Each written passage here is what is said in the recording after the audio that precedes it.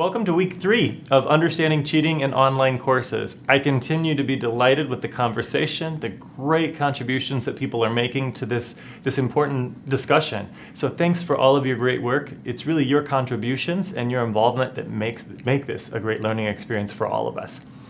So I'm going to talk a little bit about week 3, but I want to recap first. Remember, week 1 we focused upon the vocabulary, building a foundation. In week 2, we began to compare cheating in different modalities, blended learning, online learning, face-to-face learning environments. We read some literature where we found no significant differences in some cases, but in other cases, especially in our discourse and our dialogue with one another, we did identify some differences.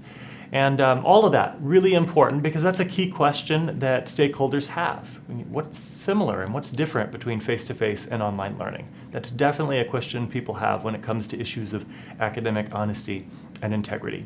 So now that leads us to week 3, where we're going to explore the philosophy of cheating. We'll continue to dive into foundation questions, but we're going to spend a lot of time looking at metaphors for cheating and the rhetoric that's associated with cheating.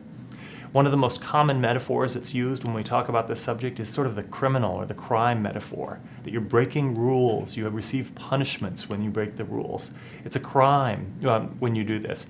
In some cases, there may actually be legal issues involved with academic honesty and integrity, but in other cases, there aren't necessarily legal issues involved. So we're going to explore ways in which our rhetoric and our metaphors can help shape and promote a positive response to issues of cheating and academic dishonesty. We have a great conversation ahead of us this week, and I look forward to all of you contributing to it as you have done in the last few weeks. Feel free to invite others to join us. I can still add some additional people to the class if there's interest, or they can participate remotely through or outside of the class through Twitter, and they can participate in all the live streams. Speaking of live streams, let me talk about that for a moment. We have an amazing lineup of speakers. Our 2 first guest speakers are both some of the leaders in this field. We have on Monday, Dr. Tricia Bertram-Gallant, who's published a number of books on this topic, and she'll be sharing with us based upon one of the books that she edited.